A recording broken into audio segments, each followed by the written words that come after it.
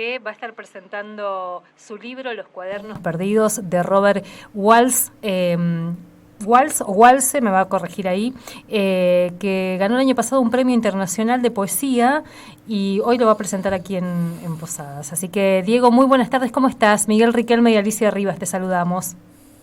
Buenas tardes, muchas gracias por llamarme, muy bien. Bien, hablemos un poco de este libro y en general de tu poesía, porque este no es el único libro que has escrito más allá del premio, es un trabajo tuyo de hace ya bastante tiempo. ¿Cuáles son, si los pudieras describir, tus temas o tus búsquedas en poesía? Si es que hay temas y hay búsquedas en poesía, por otro lado, ¿no? A ver, esos temas van variando. Si bien uno siempre gira en torno de las mismas obsesiones, hay algo que permanece, ¿no? Pero yo creo que la voz de uno siempre está en una continua y permanente mutación. Sin embargo, creo que hay cosas que sí, que están. En el caso de este libro me interesaba, hay ciertas cuestiones que este escritor suizo de expresión alemana, Robert Walser, trabajó en su obra y cosas que aparecían, creo, también en mis libros. Sobre todo la atención puesta en lo pequeño, o sea, ver en lo pequeño lo grande, ¿sí? Bueno, y era algo que vertebraba la obra del suizo, que él decía que no había cosa más hermosa que no ser nada, que era mucho más interesante y más apasionante que ser algo. Bueno, a mí eso me encantó y era algo que estaba presente en otros libros, esta y otras ideas del suizo, entonces le di desarrollo y lo desplegué en este último libro. Diego, y contanos del tiempo de este autor, de un poco su vida y cómo aparece también en tu obra esa vida. A ver, todos creen que soy... A ver, conozco la obra de Robert Walser, sobre todo cuando empecé a escribir el libro, me sumergí en su obra y leí todo lo que había sobre él, además de su propia obra, lo que escribieron sobre su obra. Sin embargo, no soy un conocedor, no conozco exhaustivamente la obra, hay otros autores que me interesan más. Sin embargo, tocó algo... La idea del libro surge durante una conversación con una amiga que me señalaba cierta afinidad entre la escritura de Walser y la mía. A mí me llamó la atención porque nunca reparé en ello, y a raíz de ese comentario lo empiezo a leer con atención, y ahí es cuando de alguna manera me captura la voz de Walser. Walser, escritor suizo de expresión alemana, un tipo muy particular, muy interesante, podría estar hablando horas, pero básicamente él, resumiendo, él nace en Suiza, tiene una infancia bastante tremenda, eran 8 hermanos, cuando muere, tenían un negocio familiar que al morir el padre cayó en bancarrota. La madre con desequilibrio psíquico, que termina internada, él tenía una relación simbiótica con la madre. Bueno, él deja sus estudios para trabajar y nunca logra establecerse, siempre vivió de manera con lo justo y cambiando de empleo permanentemente, era bastante nómade, un trotamundos. En esto quizás yo me sentí muy identificado porque también me he mudado muchísimo, y él empieza a escribir, le va bien, publica en algunas revistas, pero siempre se va. él publica sobre todo en algunas revistas alemanas, después él se va de Alemania, se va a pie, caminando, hace un viaje inmenso, ¿no? Desde Alemania hasta Zúrich, y en un momento aparecen los primeros aparentes síntomas de locura. Yo no estoy de acuerdo con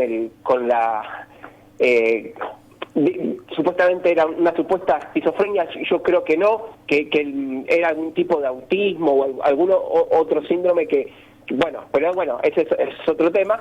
El tema es que en un momento él se interna voluntariamente en un hospital y aparentemente deja de escribir en su segunda internación, porque estuvo en 2 establecimientos. En la segunda internación aparentemente él dejaría de escribir, y ahí es cuando se me ocurre a mí la idea de que hay unos cuadernos perdidos que él siguió escribiendo, y se me ocurre escribir estos cuadernos perdidos, que es una especie de diario apócrifo. Más o menos así es el inicio de esto. Estaba pensando, alguien decía que leer es una de las formas de la felicidad, y leyendo tus textos uno tiene la impresión de que además son poemas de un lector o de un hombre que lee mucho. ¿Esto es así? Sí, a ver, no sé, yo sí me considero un buen lector, o un lector curioso y voraz, sobre todo, bueno, cuando empecé a leer sistemáticamente poesía a los 15 años, y leía muchísimo.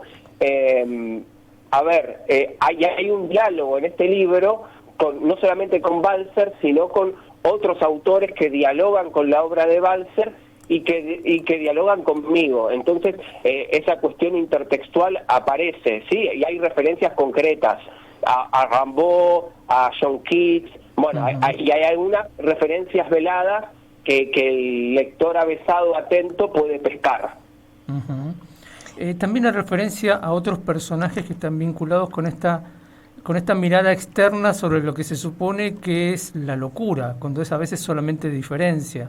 Vos ahí mencionás a Kaspar Hauser, hay una carta a Kaspar Hauser. Contanos un poco de Kaspar Hauser también, ¿no? Sí. Muy loco, porque obviamente que Balzer no conoció a Kaspar Hauser, que murió 60 años antes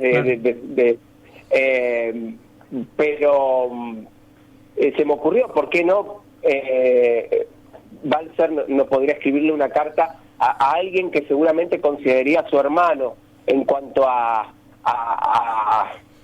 la rebeldía al orden establecido. Entonces se me ocurrió, y bueno, y ahí está esa carta a Kaspar Hauser.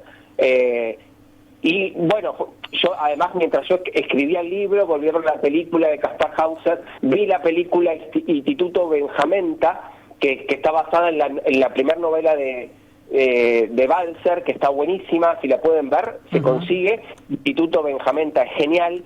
Entonces, a ver, me alimenté no solamente de los textos de Balzer, sino de películas, o de la lectura de Balzer me llevaba a otro autor, y bueno, se van tejiendo esas afinidades, y bueno, así fui bocetando y armando este libro. ¿Y este premio internacional, de qué se trata, digamos, no? ¿Y cómo llegás además ahí? Es un premio importante, es el premio el Loewe, Premio Internacional Loewe, es uno de los más importantes en lengua castellana, fuera de lo institucional es el más importante. Entonces, nada, yo ya en otros años ya había participado del premio, uno manda a los concursos y se olvida, es como tirar una botella al mar. Sí. Hay un montón de circunstancias, ¿no? A ver, es difícil ganar un premio así porque mandan muchos archivos, recibieron más de, creo que eran 2.300 participantes en la última edición. Pero uno lo manda con la esperanza, a ver si sale. Y bueno, sí, fue una súper sorpresa porque es un premio importante, además que implica editar con la editorial española Visor, lo que implica muchísima difusión. Bueno, está buenísimo, es un golazo. Pero yo lo mandé y me olvidé, así que cuando me llaman y me comunican la noticia fue una sorpresa. Veíamos ahí uno de los jurados destacando un poco tu obra y hablar de rigor, unidad de escritura, tono, focalización serena, sin menor atisbo de tragedia. ¿Qué te pasa cuando lees este tipo de evoluciones? Y está bueno, a ver, yo soy muy autocrítico y siempre, desde que me dieron el premio y se editó el libro, después yo que sigo leyendo a Balzer, digo, uy, pero no escribí esto, podía haber abordado este tema, esta cuestión que aborda Balzer, lo podía haber hecho. Y bueno, el libro uno lo cierra porque hay que cerrarlo, y uno abandona la corrección, pero la corrección no termina nunca. Entonces uno siempre está insatisfecho. Pero obviamente fue muy bien recibido, y la verdad que tuvo muy buena recepción en la crítica, en España y acá también. Viste que Argentina es un país que ha producido y produce muy buenos poetas. Chile también, digamos, América del Sur de alguna manera. ¿Vos te sentís dentro de alguna corriente o como Balzer un poco más solo? Y yo soy balseriano hasta la médula. La verdad que nunca pertenecí a ningún grupo. Siempre uno encuentra gente afín y si me preguntás específicamente, hay algunos poetas argentinos de los cuales me siento cerca y con los cuales dialogo. Pero, sin embargo, soy como un bicho raro, y tiene que ver con mi personalidad, quizás soy más bien ermitaño, solitario, en ese sentido soy más bien parecido a Balzer. Bien. No quiero anticipar más preguntas, porque muchas otras te las quería hacer allá dentro, Claro. dentro de un rato. De todas maneras, una última cuestión, al menos desde mi lugar, viendo un poco el resto de tu obra, hay referencia también a las imágenes, a las artes plásticas, a pintores, bueno, en el caso de Rublev, el cine, eso es muy fuerte, ¿no?, en tu producción. No conozco los otros libros, por eso lo pregunto. Sí, el libro precedente, porque yo pensé una serie de libros como una trilogía. En el 2020 publiqué Andrés Rublev, que también recibió un premio en España, el premio Alegría, que da el Ayuntamiento de Santander, y se publicó allá. Es sobre el pintor de íconos y religioso Andrés Rublev, que bueno, acá, conocemos acá seguramente muchos han visto la película de Tarkovsky, que está buenísima. Entonces el disparador fue la película y fue la obra pictórica que se conserva de Andrés Rublev. Entonces hay un vínculo con las artes plásticas. Además yo estudié historia del arte y miro mucho cine, así que hay un diálogo entre la pintura y la historia del arte, el cine y la poesía. Perfecto. Diego, y bueno, una última, si por mí. ¿Cómo ves la cuestión de la poesía? Acá en Posadas hay algunos espacios que están recuperando también y que están desde compartiendo, leyendo poesía, escribiendo también. ¿Cómo ves este tiempo en relación a quienes hacen poesía, comparten poesía, leen poesía? Mira, no lo veo mucho porque salgo poco y porque hace muy poco que vivo acá. Ajá. Entonces, es como que recién estoy asomando la cabeza y mirando de a poquito. Vi que hay algunos ciclos de lectura, incluso participé en uno que me invitaron acá en Posadas, me invitaron en Oberá otro ciclo y fui, pero todavía estoy mirando, ¿viste? Es como, sí siento un poco que, no sé qué pasa, pero veo, por ejemplo, que Corrientes dialoga con Chaco y hay mucho intercambio con Chaco, y Posadas y Misiones queda un poquito como excluido, ¿no? No tenemos mucho diálogo con Corrientes ni con Chaco, tampoco con Paraguay y Brasil, que estamos al lado, lo cual es muy interesante también, ¿no? Estar ahí en la puntita, pero es raro. No sé, la verdad que no es algo que estoy descubriendo todavía, pero es muy interesante para charlar, para ver qué está ocurriendo. Qué lindo eso. La verdad es que me quedé pensando en eso que acabas de decir, porque es verdad, hay una poesía en Brasil muy diferenciada del sur de Brasil, de nuestros vecinos, el Río Grande do Sul, Santa Catarina, Paraná, con el resto de Brasil. Uno por ahí conoce más el país tropical, pero no conoce la poética de el frío, la estética del frío, como dicen algunos poetas del sur de Brasil. Y esa tampoco nos llega tanto a nosotros, más allá de que esté en portugués, es un portugués que nosotros entendemos. Así que me gusta mucho esa idea, me parece que da para pensar bastante, este isolamiento, dirían los brasileños. Y lo mismo Paraguay. Paraguay también, y además si te animás a pensarlo en guaraní inclusive, pero bueno... Interesante, sí. Que materia, tema para otra charla, en todo caso. Y te invitaremos a que andes por acá. Te mandamos un abrazo enorme, muchísimas gracias por atendernos. Bueno, muchas gracias. Ahora un ratito. Ahí se nos está cortando un poquito. Ahí, a ver si nos escuchas vos. No, te saludo. En un ratito. Bueno, ahí muchas gracias. Gracias. Hasta luego. Ya se estaba cortando o entrecortando. Diego Roel. Así es. Autor, Diego Roel, decíamos, un autor nacido en Temperley, provincia de Buenos Aires, con varios libros ya publicados, varios premiados también, 2 de ellos con premios muy importantes en España. Andrei Rublev, bueno, él mencionaba quién es Rublev. Rublev es un artista plástico medieval, ¿no?, que aprende el arte de los íconos. Bueno, los que viven en Misiones saben lo que es un ícono. Aquí en Posadas hay una iglesia que los tiene, la iglesia de San Basilio, que es una iglesia ortodoxa, bellísima, por otro lado, tiene íconos dentro. Entonces uno se va a encontrar con esas figuras ligeramente alargadas, originalmente venidas de Bizancio. Toda esa producción icónica viene de Bizancio, viene de la iglesia que se secesiona y la que conforma luego todas las iglesias ortodoxas, la turca, la griega, la rusa, la ucraniana. Y Rublev es un pintor que se apropia de esos íconos bizantinos y los va transformando, los dota de una calidad totalmente diferente. Y es un tipo extremadamente raro, ¿no?, porque es además un hombre dedicado a la meditación y que, fíjense, es considerado uno de los grandes artistas de todas las artes por los rusos. Y a él le dedica Andrei Tarkovsky una película formidable que les recomiendo ver. Son como una serie de cuentitos aparentemente desconectados uno del otro, filmada en blanco y negro. Además, es para ver esa película. Está en YouTube. Estaba solo en inglés hasta hace un tiempo. Me parece que alguien ha logrado ponerle los subtítulos, así es que búsquenla, la van a encontrar, está subtitulada. Bueno, uno de sus libros tiene que ver con Andrei Rublev.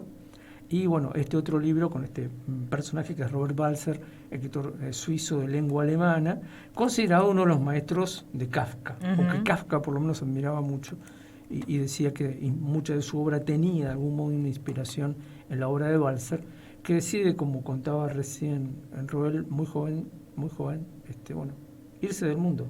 Sí. Y se interna en un manicomio. Y muere... Logra salir después de 20 y pico de años de ese manicomio, ¿no? Porque yo no conozco bien la historia, se lo podríamos haber preguntado. Creo que son gestiones de una de sus hermanas la que logra que él salga. Pero bueno, es como esto de fundirse y como ir desapareciendo. Pero tomar la decisión de hacerlo, ¿no? Dejar de estar. Sí, además era un tiempo muy complejo. Muy complejo, ¿no? Claro. Una situación muy compleja. 17 en todo el país.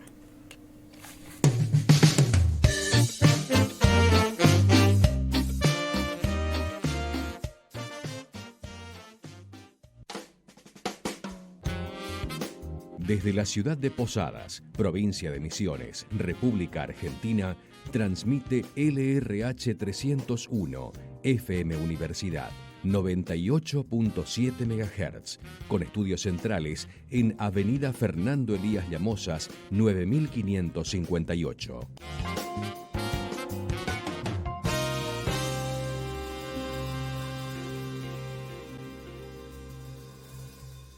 ¿Sabías que las universidades públicas son auditadas y controladas por la Auditoría General de la Nación?